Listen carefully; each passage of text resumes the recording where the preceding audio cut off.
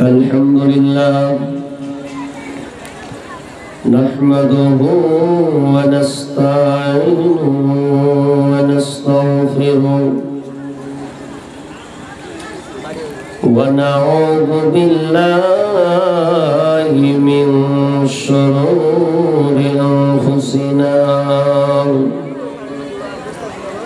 ومن سيئات أعمالنا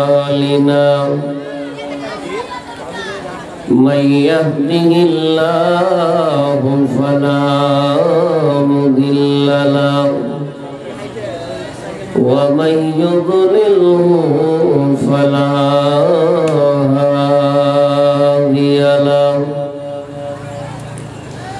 وأشهد أن لا إله إلا الله وحده لا شريك له وأشهد أن محمدا عبده ورسوله الذي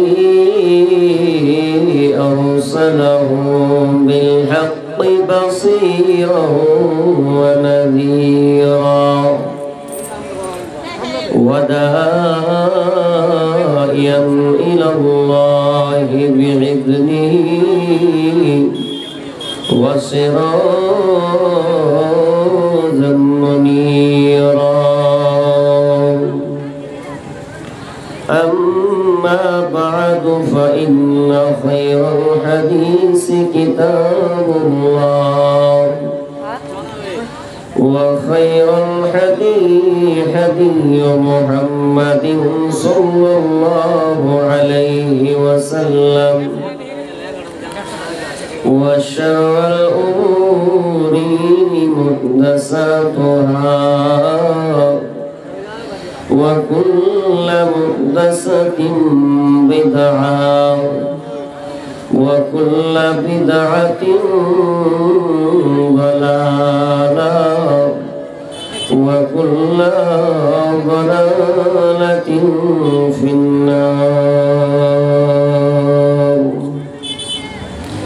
فقد قال الله تبارك وتعالى في كلامه المجيد وفرقانه الحميد بعد أعوذ بالله من الشيطان الرجيم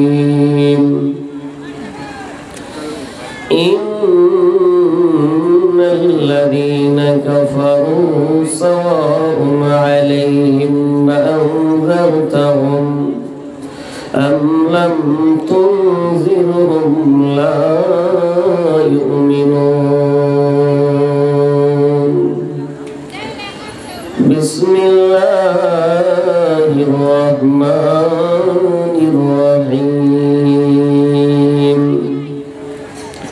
ومثل الذين كفروا كمثل الذي ينعق بما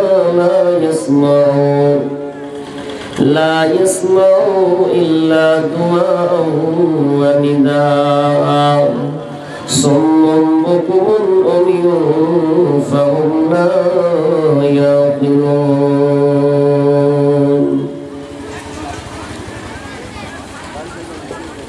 وقال النبي صلى الله عليه وسلم ذاق طعام الإيمان من رضي بالله ربا وبالإسلام دينا وبمحمد رسولا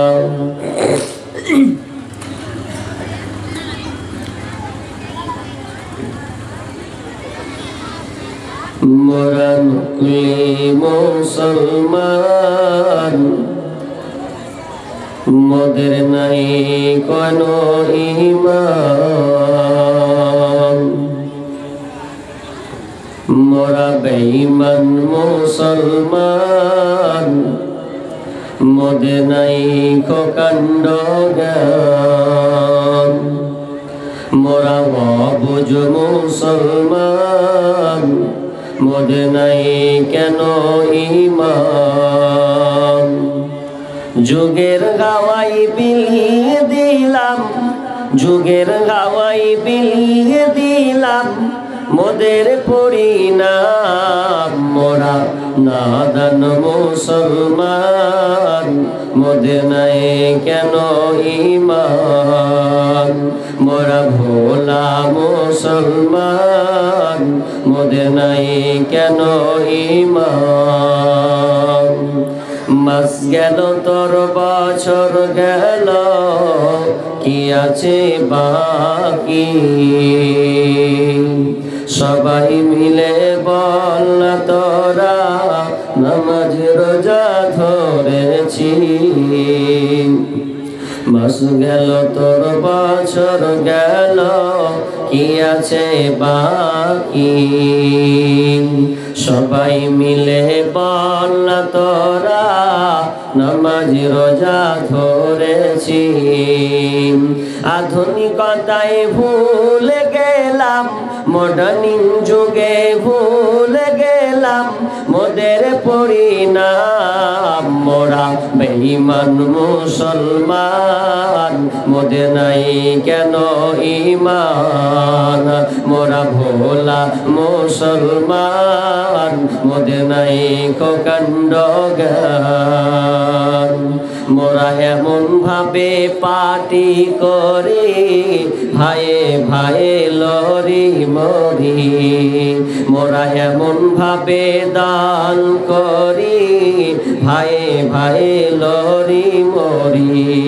মোদের ভোটে জোরে বাবু মোদের ভোটে জোরে বাবু বিধানসভা পান মোরা নাদান মুসলমান মোদের নাই কেন ঈমান মোরা অবুঝ মুসলমান মোদের নাই কাণ্ড জ্ঞান যুগের হাওয়ায় বিলিয়ে দিলাম যুগের হাওয়ায় উড়িয়ে দিলাম মোদের পরিণাম মোরা নাদান মুসলমান মোদের নাই কেন ঈমান মোরা ভোলা মুসলমান মোদের নাই কাণ্ড জ্ঞান পার্টির যখন মিছিল হয় আল্লাহ বলে রই না ভয় পার্টির যখন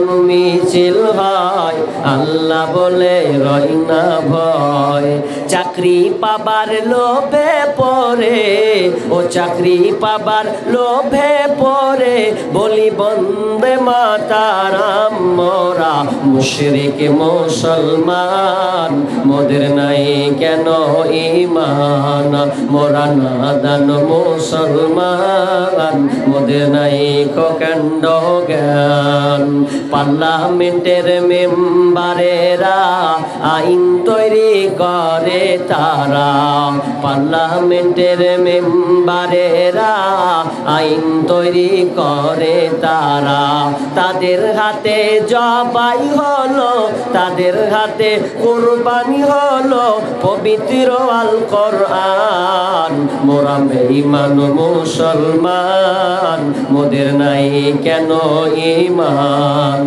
মোরা নাদান মুসলমান মোদের নাই কাণ্ড জ্ঞান যুগের হাওয়ায় বিলিয়ে দিলাম যুগের হাওয়ায় উড়িয়ে দিলাম মোদের পরিণাম মোরা নাদান মুসলমান মোদের নাই কেন ঈমান মোরা বেঈমান মুসলমান মোদের নাই কাণ্ড জ্ঞান মোরা নাদান মুসলমান মোদের নাই কেন ঈমান শ্রদ্ধেয় সুযোগ্য আজকের এই জলসার সুনামধন্য যোগ্যতম সভাপতি মঞ্চ উপবিষ্ট আলিম ওলামাবৃন্দ, আমার সম্মুখে বসে থাকা দিনদার ইমানদার মুমিন ভাই সকল এবং ডান দিকে রত পর্দার অন্তরালে মা ও বোনেরা,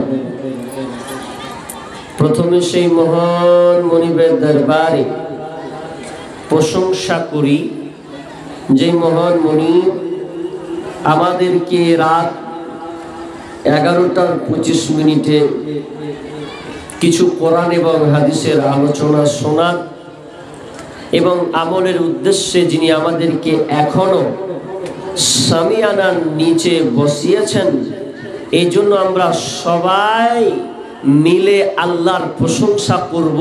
একটু আওয়াজ দেন, বলেন আলহামদুলিল্লাহ।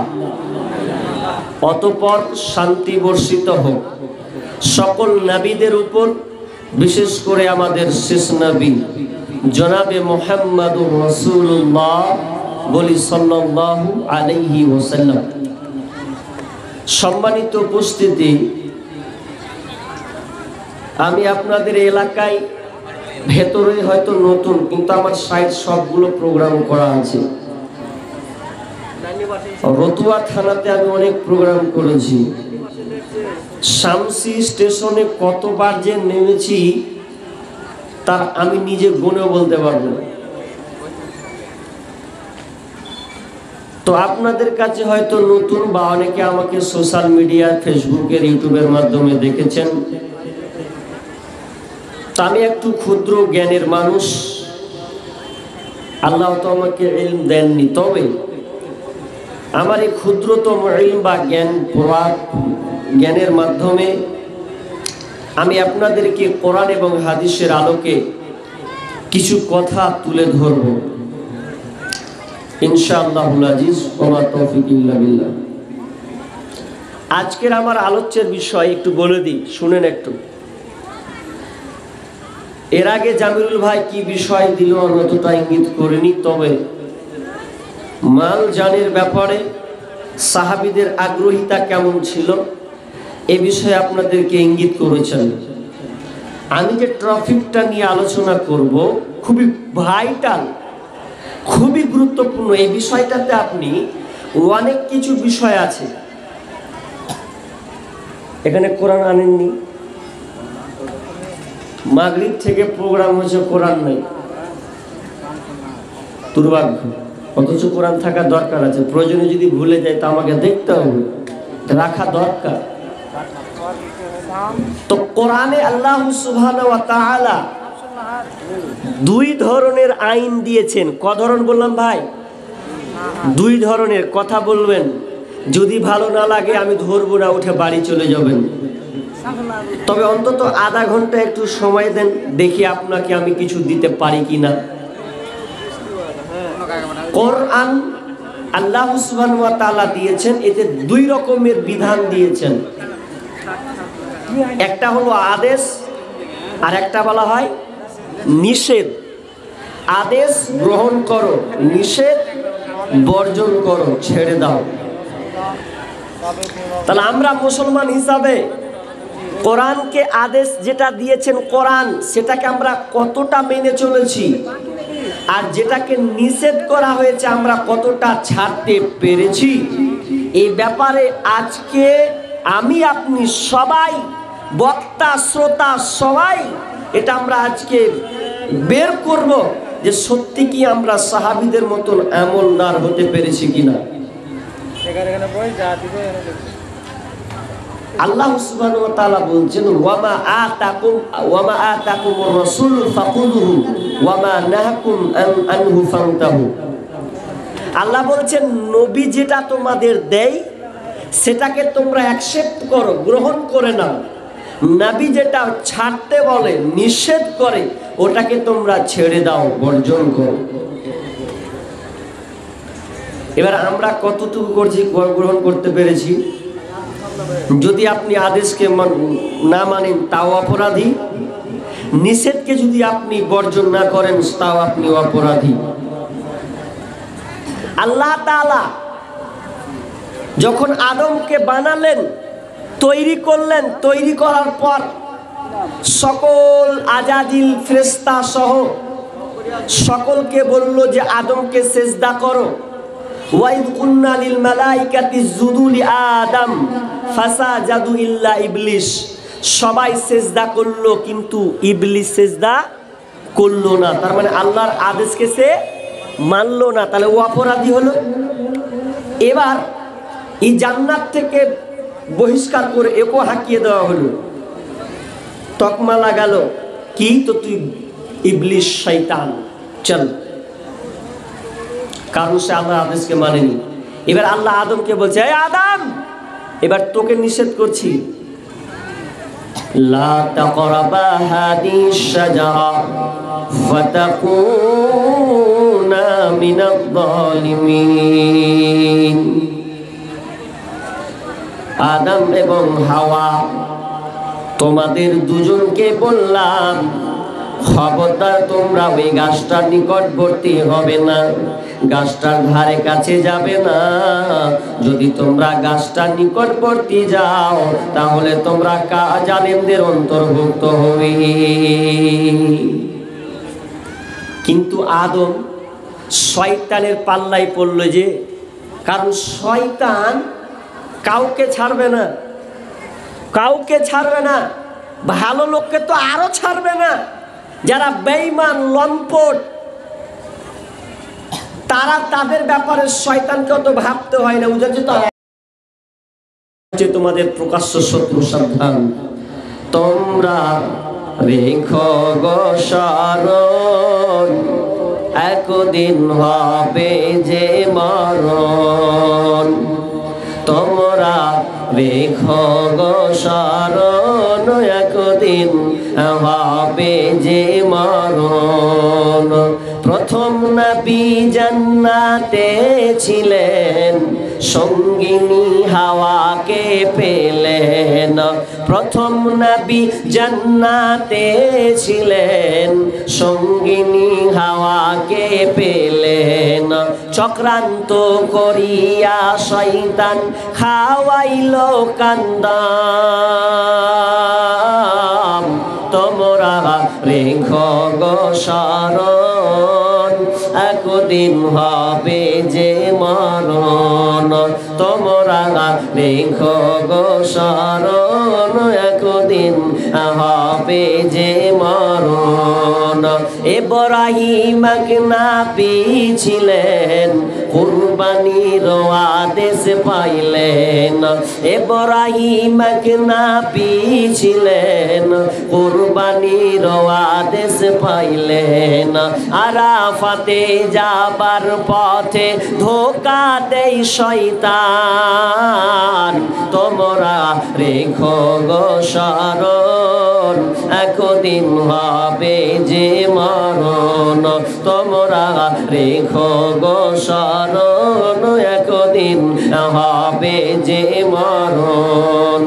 শয়তানকে পাথর মারিল, আরাফাতে হাজির হলো। ওর শয়তানকে পাথর মারিল, আরাফাতে হাজির হলো। ইসমাইলের পরিবর্তে দুম্বা হয় কুরবান। তোমরা রেখো গো স্মরণ, একদিন হবে যে মরণ। তোমরা রেখো গো স্মরণ, একদিন হবে যে মরণ। আদম এবং হাওয়াকে আল্লাহ সুবহানাহু ওয়া তাআলা বললেন, আদম লা তাকরাবা হাদিহিস শাজারা, ওই যে গাছটা দেখছো ওই গাছটা নিকটবর্তী হবে না। যদি যাও ফাতাকুনা মিনাল যালিমিন, তাহলে তুমি জালিমদের অন্তর্ভুক্ত হয়ে যাবে। যখনই শয়তান আপনার কিনা প্রচলনা দিল, তখন আদম আর হাওয়া তারা দুজনে গিয়ে জান্নাতি ওই গাছের ফল খেয়ে ফেলল। আর যেমনই ফল খেয়ে ফেলা সঙ্গে সঙ্গে আদম এবং হাওয়ার পরনের কাপড় খুলে গেল, উলঙ্গ হয়ে গেল। তারা নিজের আব্রুকে, লজ্জা স্থানকে জান্নাতের পাতা দিয়ে ঢাকতে লাগলো। অপরাধ, দুজনে অপরাধ করেছে। অপরাধ, এদিকে আদমও অপরাধ করলো, এদিকে ইবলিসও অপরাধ করেছে। কেমন? আদম আর হাওয়াকে বলল যে নিষেধ, গাছটার নিকট যাবে না, চলে গেল, অপরাধী হয়নি? হয়েছে। আজাজিলকে বললো এই সেজদা কর, বলছে করতে পারবো না, সেজদা করো না, ও অপরাধী হয়নি? হয়েছে।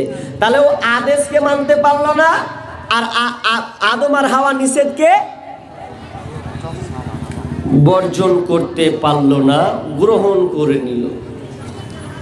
এবার কথাটা হচ্ছে, একটু বুঝার চেষ্টা করেন। মানুষ মাত্রই ভুল, তাই তো? মানুষ পাপী, এটা বৈশিষ্ট্য। মানুষের একটা বৈশিষ্ট্য আছে যে মানুষ ভুল কাজ করবেই, কিন্তু ভুল করার পরে ও তওবা করে নিবে, তাহলে আল্লাহ তাকে ক্ষমা করে দেবে। কিন্তু আদম আর হাওয়া তওবা, ভুল করলো, আল্লাহর কাছে তওবা করলো, রব্বানা যালামনা আনফুসানা ওয়া ইল্লাম তাগফির লানা ওয়া তারহামনা লানাকুনান্না মিনাল খাসিরিন। এই দোয়া বারবার আল্লাহর কাছে পড়তে আছে। মাবুদ রব্বানা, হে আমার রব, যালামনা, জুলুম করেছি মাবুদ রে, রব্বানা যালামনা আনফুসানা, হে আমার রব, আমরা নিজের প্রতি জুলুম বিচার অন্যায় করেছি, তুমি আমাদেরকে মাফ করে দাও। আমরা যদি ভুল করার পরে যদি আল্লাহর কাছে স্যালেন্ডার হয়, ক্ষমা চাই, তো আল্লাহ ক্ষমা করে দিবেন। একজন দার্শনিক বলছে, ভুল করা মানুষ গুনাহ করার পর, পাপ করার পর জাহান্নামে যাবে না। মানুষ কোনোদিন পাপ করার পর জাহান্নামে যাবে না, মানুষ গুনাহ করার পর জাহান্নামে যাবে না। তো মানুষ কেন জাহান্নামে যাবে? মানুষ গুনাহ করার পর তওবা না করার কারণে সে জাহান্নামে যাবে। পাপ করলো, পাপ করার পর যদি সে তওবা না করে, তাহলে আল্লাহ ওকে জাহান্নাম দিয়ে দেবে। আর বান্দা যদি বলে আমার ভুল হয়েছে, আল্লাহ তুমি আমাকে ক্ষমা করে দাও, তাহলে ওই বান্দা আর জাহান্নামে যাবে না। কিন্তু আমরা মানুষ যে লয়, মানুষ থেকে অমানুষ হয়ে গেছি। মানুষ থেকে অমানুষ না তো কি? আজকে যদি মানুষ প্রকৃত মানুষ হতো, তাহলে এই যে মজলিসটা, যত গ্রামের লোক আছে সবাই আজকে অ্যাট্রাকশন হতো, সবাই বসতো, এই জায়গা আপনি দিতে পারতেন না। অথচ মেলাওয়ালাকে বলা হয়নি, আরে ভাই জালসা আছে, তুই তোর পটলি বেঁধে নিয়ে আসিস, বলা হয়েছিল? ওকে বলতে হয়নি, ও শালা ঠিক চলেছে, যে বিক্রি করবই, ওকে বলতে হয়নি। আর ভালো করার জন্য ইনভাইট করা হয়েছে, বক্তা আনা হয়েছে। প্রকৃত মানুষ নাই। কই মানুষ দেখান আমাকে।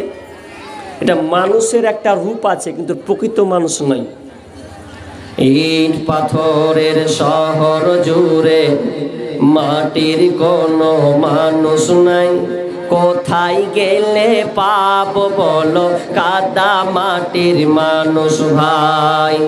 ইট পাথরের শহর জুড়ে মাটির কোনো মানুষ নাই, কোথায় গেলে পাবো বলো কাদা মাটির মানুষ ভাই। আকাশ চুম্বি দালান কোঠা এই শহরে ভরা, মানুষগুলির মনটা যেন পাথর দিয়ে গড়া, হায়রে পাথর দিয়ে গড়া। আকাশ চুম্বি দালান কোঠা এই শহরে ভরা, মানুষগুলির মনটা যেন পাথর দিয়ে গড়া, হায়রে পাথর দিয়ে গড়া।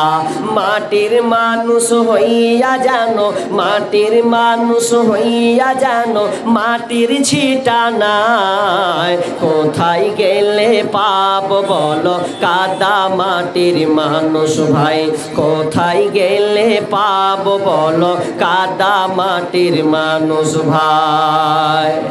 মানুষের অভাব, প্রকৃত মানুষ নাই। মানুষ খালি দেখতে গুণে মানুষ, চরিত্র কিন্তু মানুষের মতন নয়। আমাদের চরিত্র হয়েছে পশুর মতন। বরং কোরআন বলছেন বালহুম আদাল, আরে পশু না, পশু তো অনেক ভালো, তোরা পশুর চাইতেও তোরা নিকৃষ্ট। পশু তাও ভালো, একটু আপনাকে বুঝাবো পশু কেমন ভালো। এটা দরকার আছে শোনা যে পশু কেমন ভালো। আমি আপনাদের সামনে দুটো আয়াত পড়েছিলাম, খেয়াল করেছেন কিনা জানেন না তো বলে দিচ্ছি, যদি খেয়াল করেন তো ধরবেন। কি একটা আয়াত পড়েছিলাম? একটা আয়াত পড়েছি, ছোটটা বলে দিচ্ছি, সূরা বাকারার দুটাই, একটা 6 নম্বর আয়াত আর একটা 171 নম্বর আয়াত, খুবই ভাইটাল। এখন ভাববেন যে মৌলানা এই দুটো আয়াত কেন পড়লেন, আরো তো আয়াত ছিল, দরকার আছে। বিসমিল্লাহির রহমানির রহিম। ইন্নাল্লাযীনা কাফারু সাওয়াউন আলাইহিম আআনযারতাহুম আম লাম তুনযিরহুম লা ইউমিনুন। আল্লাহ নবীকে বলছেন, নবী ওই কাফেরদেরকে আপনি বলেন বা না বলেন, ওদেরকে সতর্ক করুন বা না করুন, ওকে আপনি যতই বক্তব্য দেন